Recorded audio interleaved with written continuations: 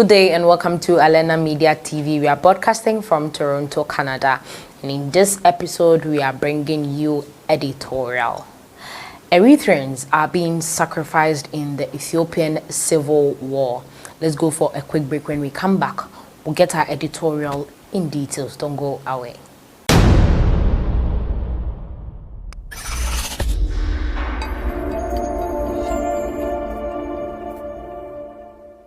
Welcome back from that break. Now, the suffering of Eritrean refugees in Tigray has been largely hidden from coverage of Ethiopia's current conflict. At the same time, a military intervention waged by the Eritrean state can only benefit the country's ruling elites. Signs the war may be protracted reinforce the need for both countries to pursue a relationship that works for all people in the region, not one used for political advantage. Eritrea has been ruled by President Isaias Afwerki's grip for decades, preventing the development of alternative institutions. He micromanages Eritrea and nothing happens in the country without his permission. By his word, he could kill them, have them tortured, have them rescued again, have them rewarded. Life and death depend on his whim, wrote the psychoanalyst Eric Fromm about the Soviet Union's ruthless ruler, Joseph Stalin. This description fits Eritrea's strongman well, who kills, imprisons, and tortures anyone at will. Evidence has been mounting for months, showing the existence of Eritrea's involvement in Ethiopia's civil war and the gamble Isaias Afwerki is making with the lives of Eritreans. In this war, which pits the federal government against rebellious regional leaders in the northern Tigray region, Afwerki is treating Eritrean lives as disposable once again. He has already depopulated Eritrea of its youth, who have been fleeing the country in droves to become refugees all over the world. And he is using soldiers who are often underage and conscripted into indefinite military service against their own will. What is glaringly missing from the discourse is that Eritreans are also dying in Tigray. In a war that is not theirs, authorities repeat the official line, "We are not involved," or simply try to confine anyone who listens. Despite the overwhelming evidence, Ethiopia Prime Minister Abiy Ahmed is also echoing this lie, directly contradicting statements from his own general and his political appointee, the Tigrayan, Dr. Arigawi Berhi. Afwerki has a history of involving Eritreans in conflicts and wars as far as the Democratic Republic of Congo, South Sudan, and Sudan. Although nowhere near the current scale of Ethiopia, it is now clear that the Eritrean dictator is working towards his own grandiose ambitions of becoming a regional hegemon, and by doing so, plunging Eritreans into internal Ethiopian affairs. Nevertheless, the current situation in Ethiopia is not about Eritrea. At least, it should not be. It is about a moment of truth for the future of Ethiopia as a state.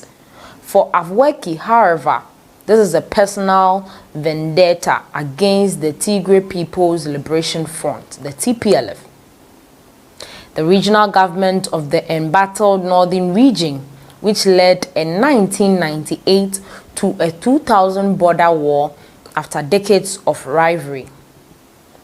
Soon after Abiy Ahmed assumed power in April 2018, he signed a peace overture with his Eritrean counterpart.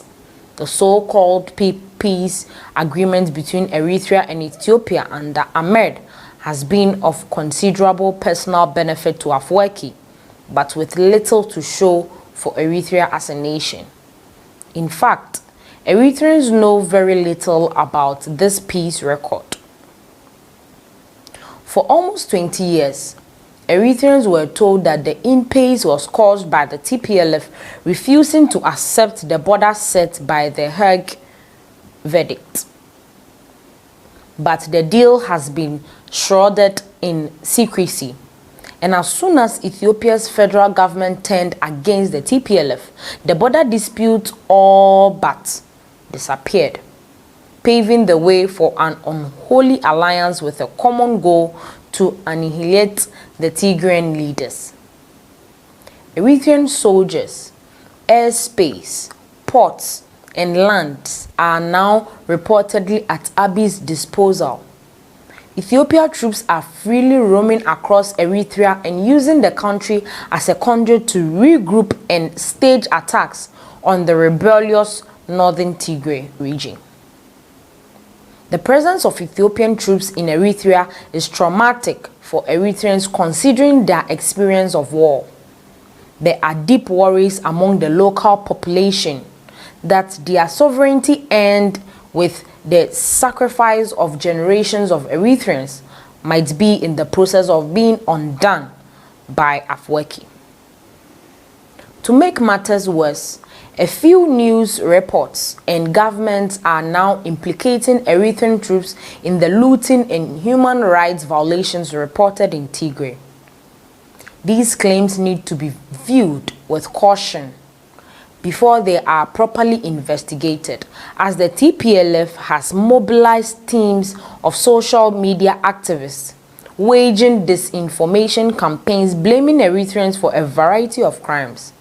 It is important to keep in mind that common criminals broke out or were set free with the onset of the war. In the 1999 to 2000 war, the TPLF targeted Eritreans in Ethiopia by uprooting, confiscating Eritrean property and deporting people. Tragically, these kinds of violations leave lasting enmities. The other victims are Eritrean refugees who have been in Tigray after fleeing the dictatorship, who have become prey to Afwerki. Younger refugees are being forced to return to Eritrea, where they will undoubtedly be subjected to extreme cruelty. The silent suffering and starvation of Eritrean refugees in Tigray is largely hidden from the world. Eritreans are fighting a war from which no Eritrean benefits except Afwerki, his close guard, and Abiy Ahmed. There are signs that this war will be protracted and a quagmire for the Ethiopian leader despite his promise of a short law and order operation. Will Eritreans continue to die for a war they have nothing to gain and everything to lose? No one knows. We do know Eritreans do not need war. They need an elected government, properly defined borders in accordance with the law, and a stabilized relationship with an Ethiopia reconciled with itself. This is where we end today's episode on editorial. Make sure you like, share, comment. Let us know your thoughts on this particular episode. Thanks for watching.